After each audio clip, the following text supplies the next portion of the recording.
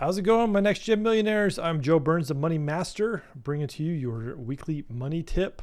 All things money. So, when I say all things money, let's be honest. All things money emotionally related. Like, I'm not going to help you with stocks and bonds and budgets and all that stuff. Like, that's for people way smarter than me. But this week's topic, I want to dive into some of that. So, I want to there's a couple different things I saw this week as I was looking through the news and just paying attention to what's happening in the world. And one thing in particular that jumped out at me was Daniel Craig, the actor Daniel Craig. If you don't know who he is, he's done the newest James Bond movies. He's made a lot of money being James Bond. And there was some article written on him that he's made $100 million playing that role, or that in combination with other stuff, but maybe it was... now I forget. Anyways, I'm going to lead you straight. Anyways, Daniel Craig, that part's true. Where he made the money, it could have been from the 007, but he was also in Knives Out, which was a really cool movie. If you like a whodunit thing. I know he made a bunch from that as well, and subsequent movies that are going to come out. But he's made a lot of money, right? Somewhere in the realm of, if I remember right, reading, it was about $100 million, right? Is basically what his net worth is at this point in time. And so he has this money now, and people are like, wow, that's pretty cool. Are you going to leave that to your kids, or what are you going to do with that? He's like, no, I'm going to use it, give it away, do something with it, because nobody really, I'm not going to let my kids inherit that much money, right? It's basically paraphrasing. You can go read about it, whatnot. But it got me thinking, because he's not the only one who has been in the news in any length of time, right? From the mega rich and people like that has talked about not leaving any real sum of money for their children or their posterity. Bill Gates was another one, and that was before him and Melinda splitting. So not sure what's going to happen with this now, but before that, he's like, yeah, I'm going to give them some money, right? And when we talk about some money, he was going to give his daughters, I don't know what the amount was, maybe $25 million, something like that.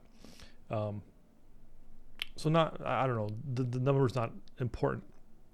But when you're looking at the amount of wealth Bill Gates has, it's a very small portion compared to what the amount of wealth he has, right?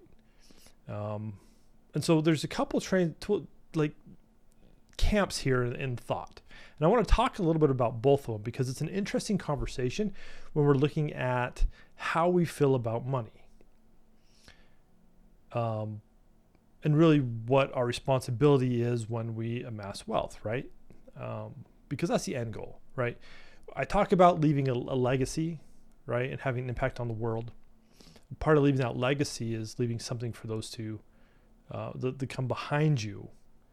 And I'm going to suggest part of that legacy be some cash, right? Let it be some of your wealth that your posterity can use to prosper with.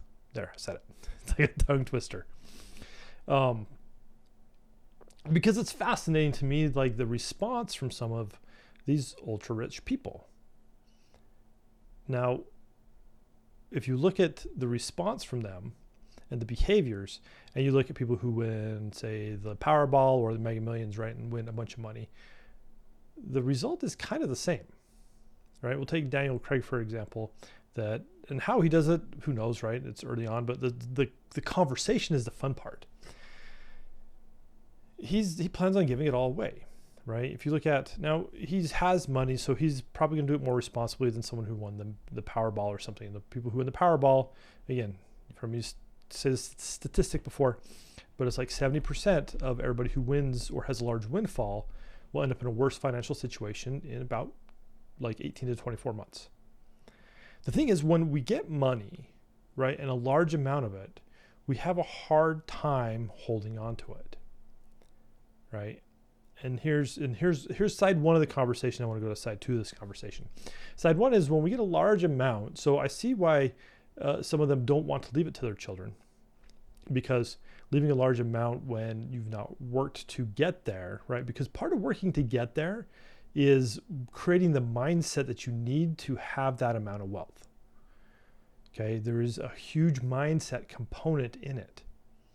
If you look at relationships, right, and you don't have a very good relationship with money, it's really hard to hang on to what we've accumulated and what we've grown because we're not used to it. It triggers a bunch of stuff in us, right? Money is just like a mirror. It shows us all the things we don't like about ourselves.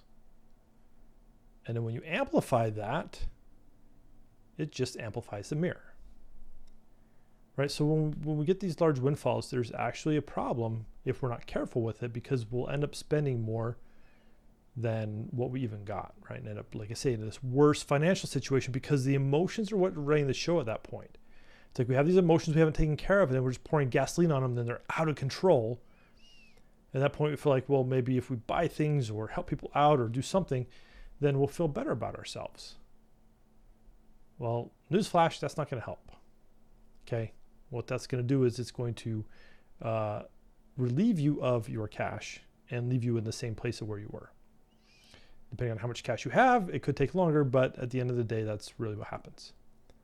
So from that perspective, I get why these ultra rich, the wealthy, that they don't really want to leave a massive amount of wealth for their children. The other side is they're trying to do some really cool philanthropic things, right? And change the world and make the world a better place, arguably. But the other side, right?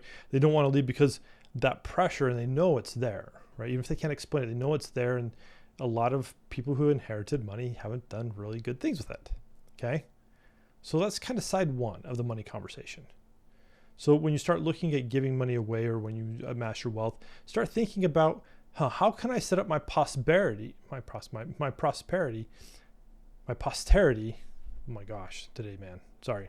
How can I set up my those people who come after me for success? Because if I just leave them a bunch of money, right? I'll be gone. I can't tell them what to do with the money, and that can be a problem. Okay. So that's side one of the conversation. Side two, okay, I'm going to take kind of the opposite, because if we're talking about money and money emotion and the state and what money does to us, and if we understand this, and this is what the power is, right? If we understand the emotional triggers that money does to our brains, right, and to our hearts, like for example, when I hold my stack of money here, right, what does that do to people? Some people freak out, especially when they see it for the first time, like, oh, like if you're just hanging out with that kind of cash, just chilling at home. I'm like, sure, but it's a thing, right? It emotionally triggers what's going on. So take that first conversation, right, of the inheritance and what we're going to do with it. My question for these people who are like, oh, I'm not going to leave that for my family, is really, why not? Okay. Why are those who come after you, why do you feel like they're not going to do what you want them to do with it? Because they're probably not, right? They're their own people. But what's it going to do to them? And think about this world if we could set up systems in place for that wealth to transfer between generations. We could do a lot more work for a longer amount of time with the resources we had. If, and this is the part I want to drive home, if we teach those who come after us the same principles of how to deal with the mindset and the emotion around money than if we just hand them a bunch of cash. Right? Money's not the thing. Inheritance is not the problem. Well, I should say inheritance of cash and wealth is not the problem. The problem is inheritance of ideals that don't support what we can do with those resources. Right? And that's the real problem. And some people will call that work ethic. Some people will call that, well, they just that's how they were raised. But really it's poor mindset around money, poor emotional health around money, and what the money represents to those who come after you. In a lot of ways, again, these people have figured it out, right? They've figured out how to deal with certain amounts of cash in a way, right? We could talk about the little pieces I see all day long. But for the most part, they figured out how to make money and make it really easy. The thing they haven't done is figure out really what that emotional piece is with money that drives them to make different decisions and to teach or not teach their children and those who come after. And that's really the problem with that. So when I see articles like this and I've been like, oh, they're not going to leave anything, I'm like,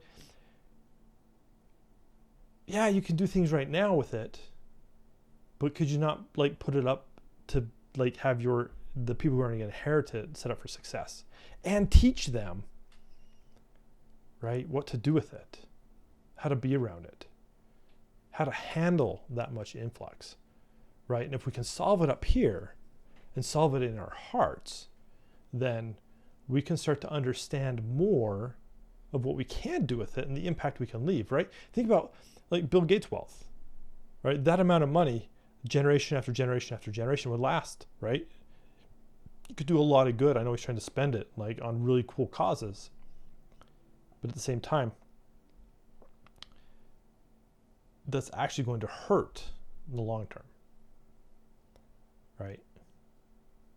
Now, what he's leaving for his children, I mean, that's up to him, arguing, that even with the amount he's going to leave to them is still quite a bit of money, and it is.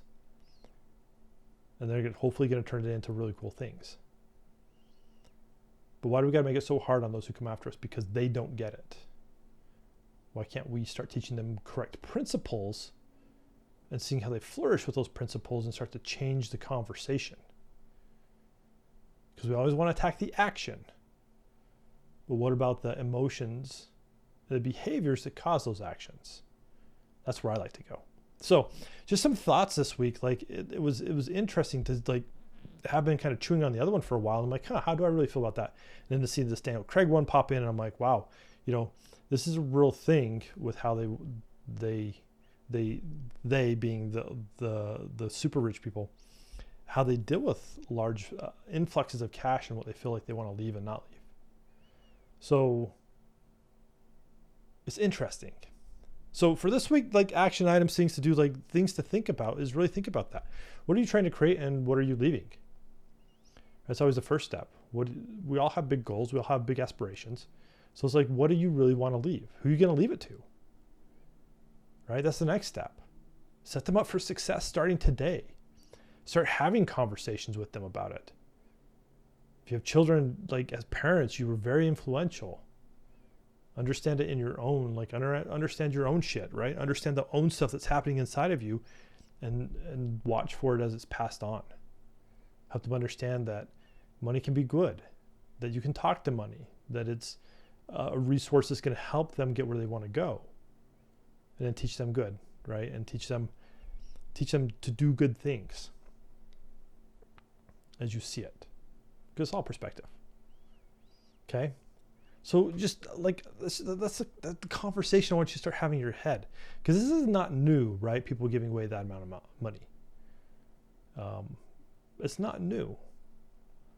There's an emotional component behind that, but just the real part, like I said, I wanted to hone in on was really just why do they feel like their posterity isn't smart enough to deal with it, right?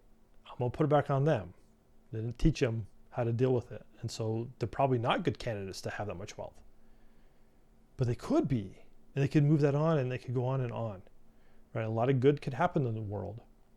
But we got to change, again, how we emotionally feel about money and what it's triggering us. We got to start capturing that and dealing with it, because if not, then it just runs rampant. And yeah, leaving money for the next generation is not going to be helpful, because you're going to burn through it and not be in a good place. So things to think about this week, food for thought. I'd love to know what your thoughts are in the comments. So until next week, we'll see ya. Bye.